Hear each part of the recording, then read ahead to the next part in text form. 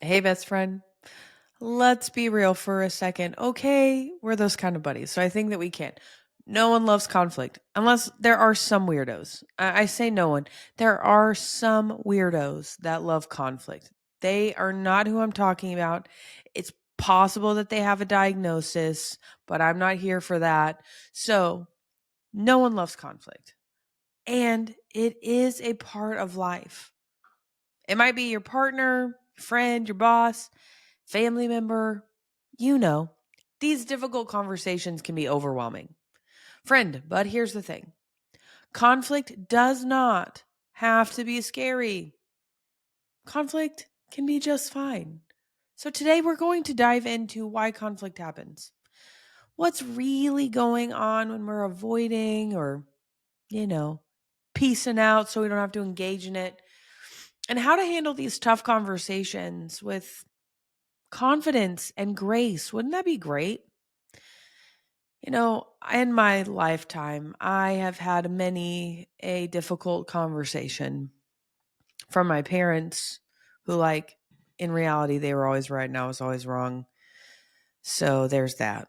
And then I think about with my husband, Josh, we've had plenty of difficult conversations. Some that went well and others, I just in my mind, I'm like, where I was really angry one time and I like there was like a Tylenol bottle or something on the counter and I just whacked it. What not to do. That's a picture of what not to do. That life is full of difficult conversations. And I think about my students. I have difficult conversations with students way more than I wish that I did. And this is such a picture of life. I don't know about you, but I can't avoid difficult conversations if I tried. I have at least, if not more, one a week. Maybe if you have teenagers or something, you've got those too. Our life is full of these lessons, what to do, what not to do. Or you may go like, all right, well, why do I care about this episode? How does it even apply to me? Well, maybe, friend, you've been putting off a tough conversation that you know you should have, and you just don't know where to start. There we go. Maybe you're avoiding conflict and it's keeping you stuck in relationships, work. You're not growing personally how you could grow, just maybe. Maybe you need to learn to navigate conflict so you can build stronger, healthier relationships. Seems like a good idea. We're going to talk about all these different tools and approaches that I come at conflict.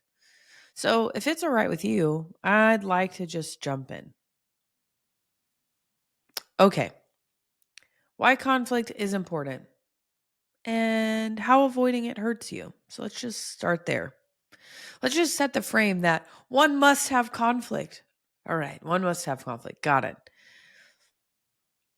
Conflict is not, friend, inherently bad. It is an opportunity for growth. Not inherently bad, opportunity for growth. Growth in relationship, growth in yourself. There are ways, friend, that only you can grow in conflict. Like conflict is what brings it out.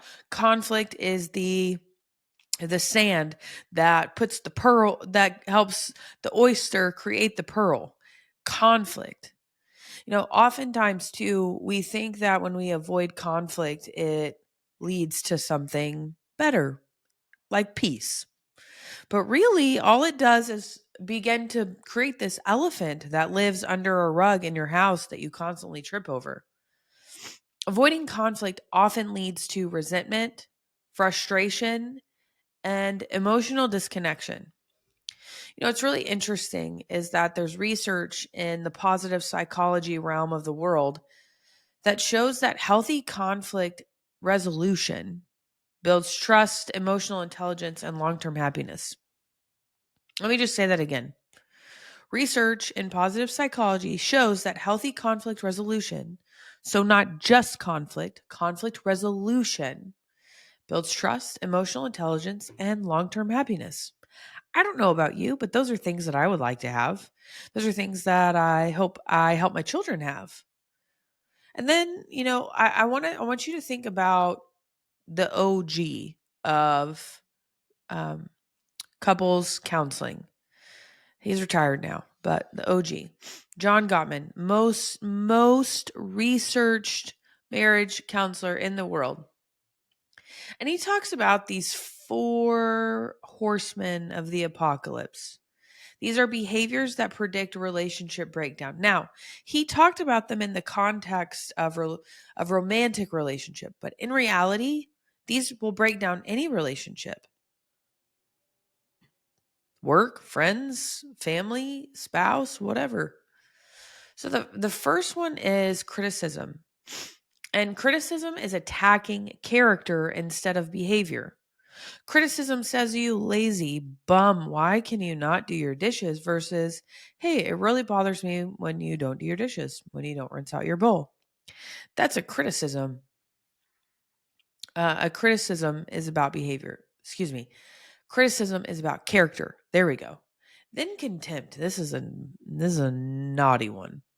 Contempt involves belittling, mocking, and speaking with disgust. I'm imagining, friend, you're smart. You wouldn't be my friend if you weren't smart. So I'm imagining that you really get how communicating with contempt would harm your relationship. How about defensiveness? You know, those people that just really struggle to take responsibility. Honestly, that could be you. Really struggle to take responsibility. They blame others, they make excuses. Again, avoid responsibility. Defensiveness is a no in conflict.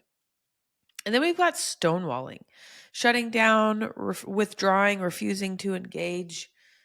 If you aren't this person and you are in a relationship, you for sure know this person because the struggle is very real. They're like there, but not there, no bueno.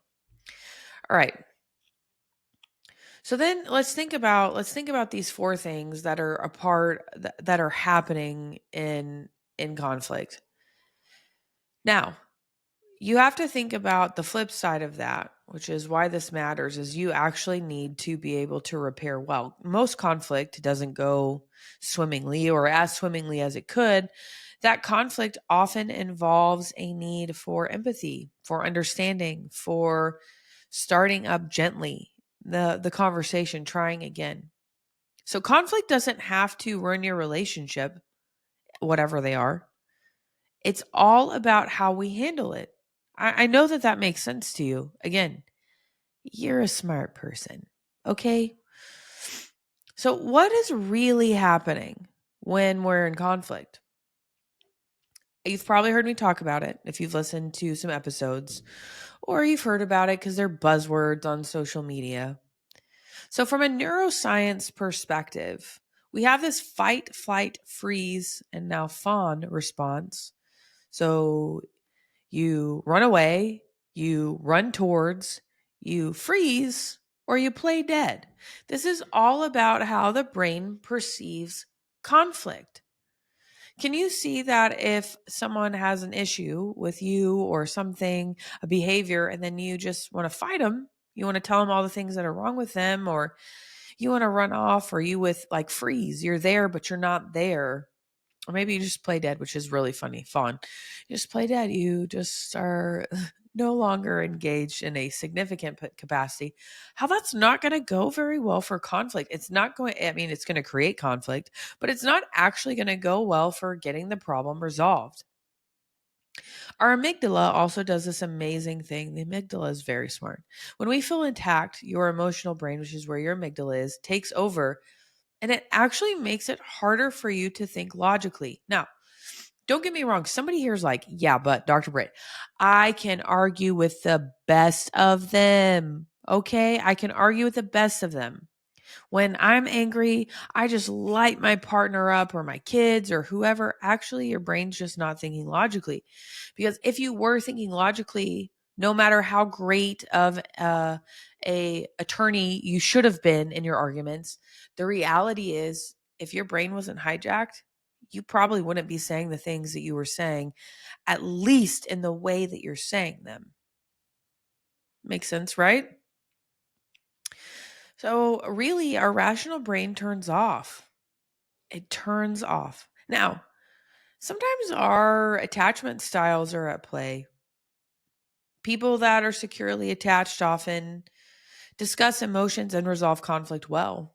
Whereas somebody who struggles with more anxious type attachment tends to overanalyze, they fear abandonment.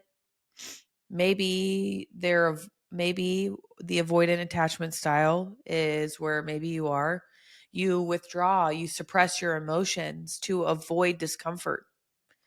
So understanding your attachment style in the future can help you understand your natural triggers, the things that you do sort of by default, your unconscious programming, if I can say it that way, that you are running. If you know this about you, it can actually help you stay engaged. It can actually help you conflict differently, because conflict doesn't have to be a fight. My husband and I say this to couples often, is that conflict doesn't have to be a fight. You're not always going to be on the same page about something, but that doesn't mean you have to fight about it.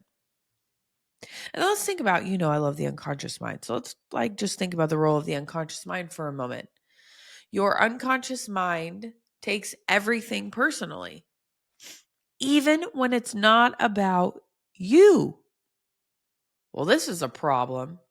It's not trying to harm you. I want to be really clear. The unconscious mind's not trying to harm you, it just takes things personally. So something happens, somebody does something, and you're like, why would they ever do that to me? What's wrong with me? Or why am I bad in this way? Sometimes people tend to blame others. So they take it personally, but then they blame someone else, or they take it personally and they make it about them. And it starts to create this sort of chain reaction. So it's important for you to recognize your unconscious mind is at play, and to be able to ask yourself, and I'll talk more about this, but to be able to ask yourself, what else could be going on here? Why could this person be reacting this way? How is this not about me? Yeah.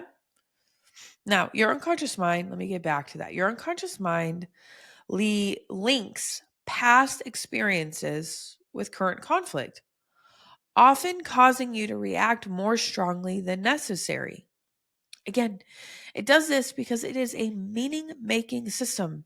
It is a supercomputer. It is running at warp speed. So in order for it to function the way that it's supposed to, what it needs to do is make meaning of things. The problem is it links stuff that doesn't belong to each other, or stuff that has significant baggage. Like, if you're like, well, what's baggage? Or do I have that? If you ever look back and you are like, man, I totally responded out of proportion for that situation. It was inappropriate and unwarranted. Or someone is like, what in the world is happening with you?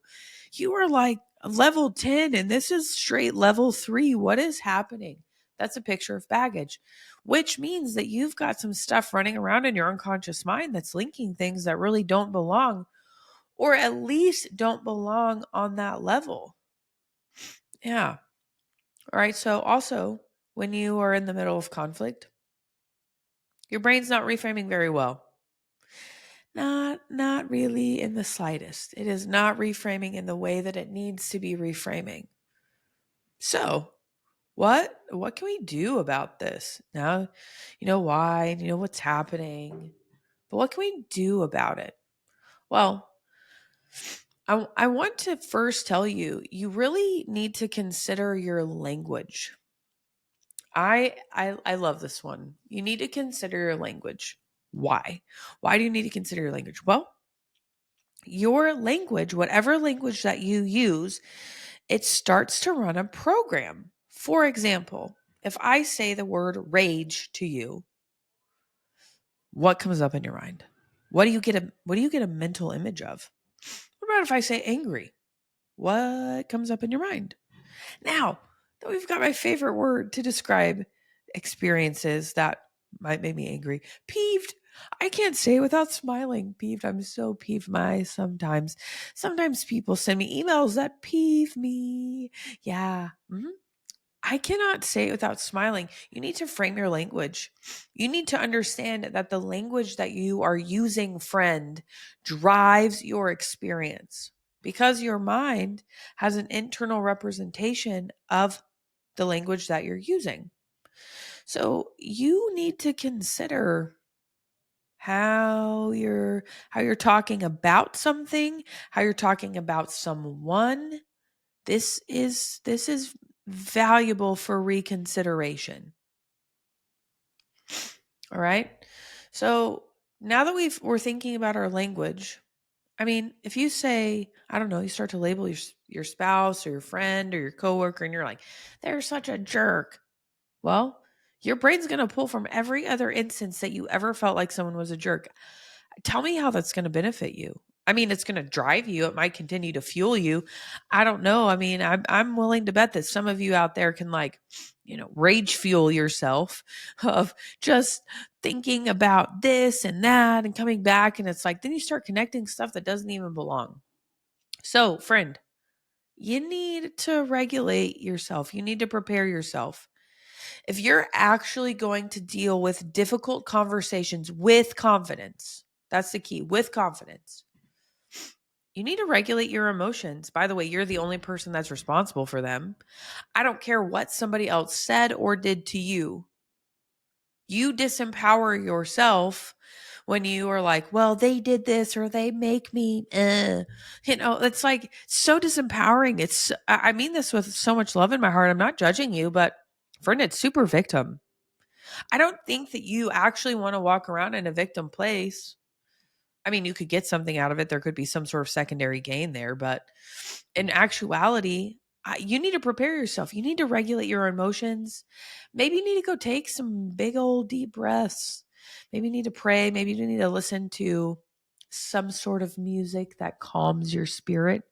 It's so funny. I think about when I would work with teenagers and I'm like, all right, well, you're angry. What are you listening to? And they start telling me, like, I don't know, Rage Against the Machine or Metallica or I don't know, some rapper that I couldn't tell you who it is that I'm like, well, like what do they say? And they play me the lyrics and I'm like, oh my gosh, no wonder you're angry. Like they're talking about how much they hate the world or a particular race or whatever. And like, yeah, I mean, of course you're gonna be more angry.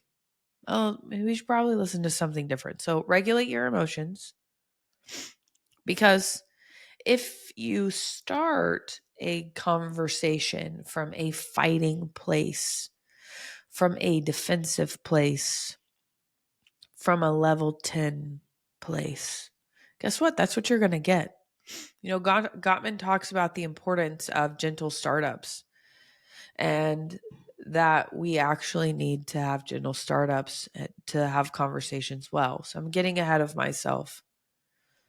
But you might need to do some sort of mental and emotional release where you get up on your timeline and you let go of emotional baggage and anything that's connected to this. You just let it go. And then it's important to ground yourself in the present moment rather than reacting from past wounds. Is you're here right now. This is the situation, whatever it is. And that you really allow yourself to be here, to be present, to even ask yourself, is my reaction appropriate for the situation? And in order to do that, your brain actually has to calm down. So it is really important to prepare internally. Again, that language that you're using is a part of that. Now, let's talk about Gottman's gentle startup technique. The research Gottman talks about, that the first 3 minutes of a conversation determine how it's going to go. I mean, I'm certain that you can see that. If you were to reflect back, it is those first few minutes that set it off and going. So if you start a conversation with blame and criticism, it's not going to go well. That's just the truth. I mean, I want you to think about it. When have you, friend, ever actually responded positively to someone being like, well, you do this and you do that. And if you didn't do this, I wouldn't do that. You. All those yous do is create defensiveness in the other person. Now, again, I would go, hey, the other person is responsible for themselves, but friend, you are responsible for how you deliver stuff, right? I mean, yes, you can control that. You can control how you deliver stuff. So you can use some sort of phrasing like, I feel blank when blank because blank. And I'd really appreciate blank, which is a solution. I feel emotion, whatever the emotion is, when situation happens. Because insert more information here. I'd really appreciate whatever the solution is. So instead of saying, you never listen to me, you're always on your phone, you're always this, you're never this. I mean, that might trigger some of you listening because probably somebody in your life says that. So instead, say something like, I feel unheard when we don't make time to talk because I miss you, or I feel alone in the relationship. Can we set aside a time to talk? Now, if you really want to take this to another level, you start the conversation with something that you agree on. Like, hey, we both want a really amazing relationship, right? Pretty much the person's going to say yes. And if they don't, then peace out of that because there's no point in continuing to have the conversation. It's like with your kids, with your boss, with your spouse. It doesn't matter who it's with. It's like, hey, we really want this to be a peaceful relationship, right? We want to get along, we want to have fun, we want to enjoy each other, right? Yeah. So if we can both start out, it's called an agreement frame. If we can both start out with what it is that we want, we're a lot more likely to get down the road because the person's like, well, I want that too. Again, I want you to think about conflict with people that you actually want to be having conflict with, not random people on the internet or responding to internet trolls or whatever. Real people that you want to have a relationship with. Now, friend, you actually have to listen to understand, not to respond. I can't tell you how many times that I say to couples mostly, I've said it to a couple parents, but that we naturally as people listen to respond. It's a part of our nature, honestly. It's no judgment. It's just how we are. But have you ever really recognized that pretty much once somebody says something that you disagree with, you either interrupt them immediately or you stop listening and you're really just thinking about your point until you can interject and give it to them. Well, we actually need to just listen to respond. I tell people all the time, you will not forget what you're going to say. You won't forget it. If you can actually tell someone what you heard them say, then when it comes time for you to respond, you are going to have something valuable to say. And if whatever you would have said you forgot, you probably didn't need to say it anyways. Because you'll have something thoughtful to say in response. You have to recognize really that in relationship when somebody brings something to us, when somebody brings a complaint to us, complaint is different than a criticism. I don't like that you didn't do the dishes. That's a complaint. Not you lazy jerk, you never do this. That's a criticism. So we have bids of connection even in content that's negative, even in complaints. That complaints are actually a viable part of a relationship. I'm not saying all we need to do is complain. I'm positive Patty over here. But in my relationships, somebody at some point is going to do something that I don't care for. Well, in order for us to actually have a good relationship, I need to be able to say, "Hey, I don't like it when you do that. Could you please stop?" And that's a part of relationship. That is a bid for connection. I am bidding for this person to meet me in a place where they're not hurting me or they're not doing something that's not good for our relationship. Now, a good test, friend, of whether you are actually listening to understand and not just to respond is that you can repeat back to the other person what you hear them say. If you cannot say what I heard you say was, and tell them back, then you haven't been listening. And some of you really need to work on your listening. People in your life often say to you, I feel like you don't listen to me, or I feel like you don't care. Yeah, that's your clue phone. This is me as your bestie telling you to pick up the clue phone and learn to listen better. Sometimes you need to ask good questions or give open-ended statements like, help me understand what you meant there. I really care about what you're saying. Help me understand. That's an open statement, really creating the space for you to have more of a dialogue. Now, a big part of this, by the way, also is tone. Have you ever heard someone say, it's not what you said, it's how you said it? I mean, I could tell you I love you all day long, but if I'm like, yeah, I love you, you're like, okay, loser, you're lying to me. That really we need to be genuine in our communication. And that's tone is a huge part of that. Huge part of that.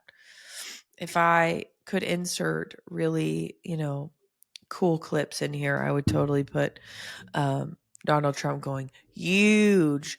That your tone is a huge part of that.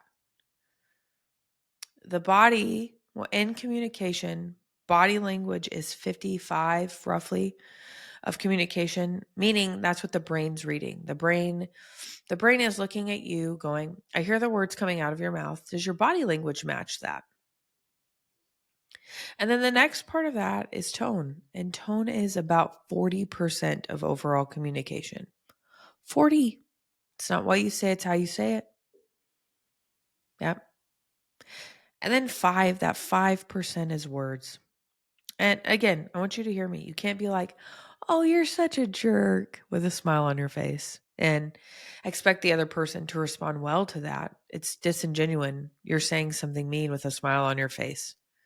But your words need to match. Your tone needs to match your words, and it needs to match your body language. So you may also need to consider in listening to understand and creating a safe space for whoever it is that you're in conflict with. That does your body language. Is your body language inviting? Is your tone annoyed or sarcastic? You want to send somebody to a defensive place? That's a way to do it. Or you can watch your tone. All right.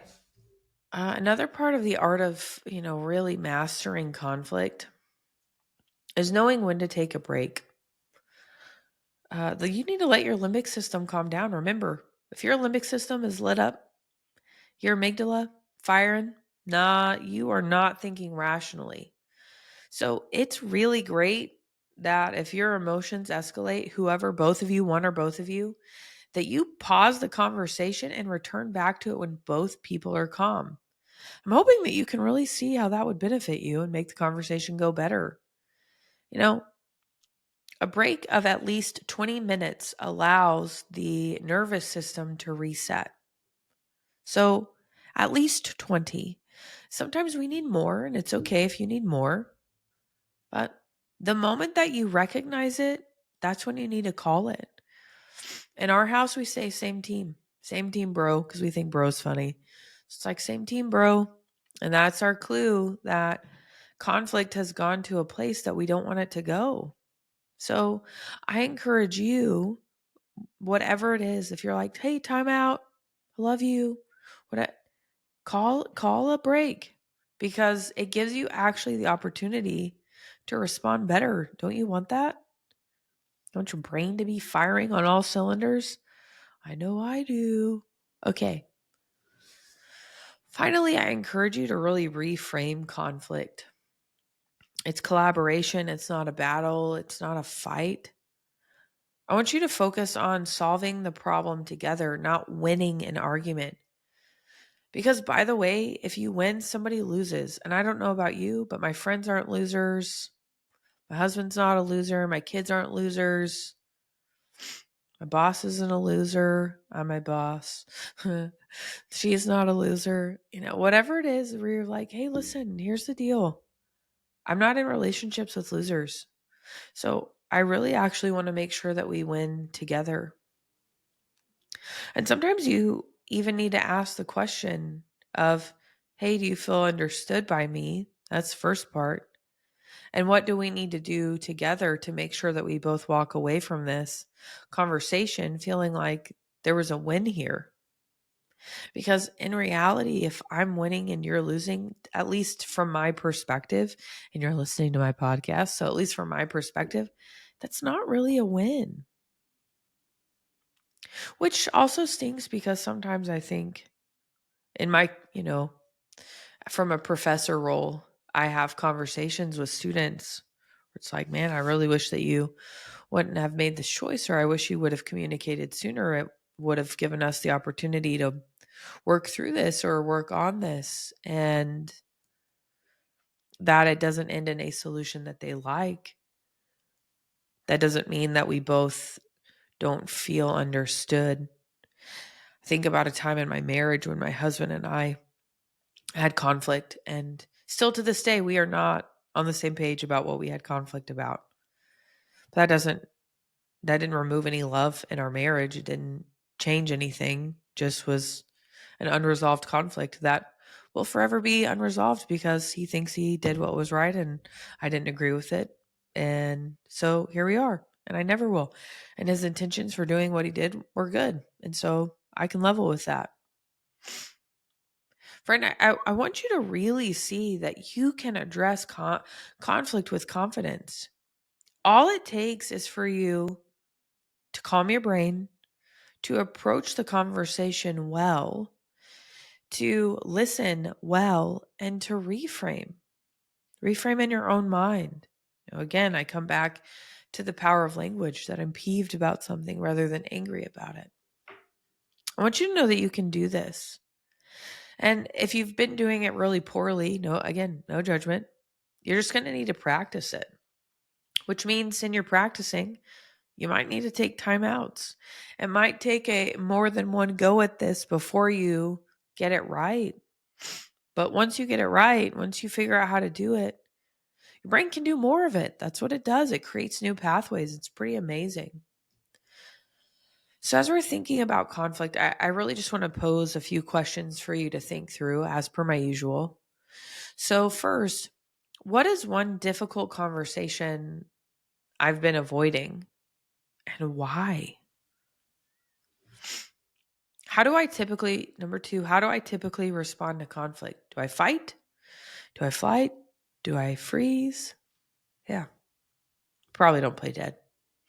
Number three, what unconscious beliefs about conflict am I carrying from childhood or past experiences? Number four, how can I reframe my next conflict as an opportunity for connection and growth? And number five, what's one small change I can make in my communication style to reduce necessary conflict? Remember, you're only in control of you. What do you need to change? Friend, I hope that you're really getting that conflict isn't something to fear. Really, truly, it's a skill that you can master. The way that you approach difficult conversations truly determines the strength of your relationships, the quality of your relationships. So I want to encourage you, join me on this. Instead of avoiding conflict, why don't we embrace the opportunity to grow, to connect, to communicate better? Because you can, can't you? All right, friend, I just want to remind you, come join me in the Besties community. Let's have difficult conversations with confidence. If you have a friend that you know that needs to handle conflict better, send your bestie, send your friend this episode. And if it helps you, leave some feedback. Honestly, it helps others find this podcast. Leave a review. Bestie, You were never meant to be afraid of conflict. You were meant to master it. And you can. Until next week.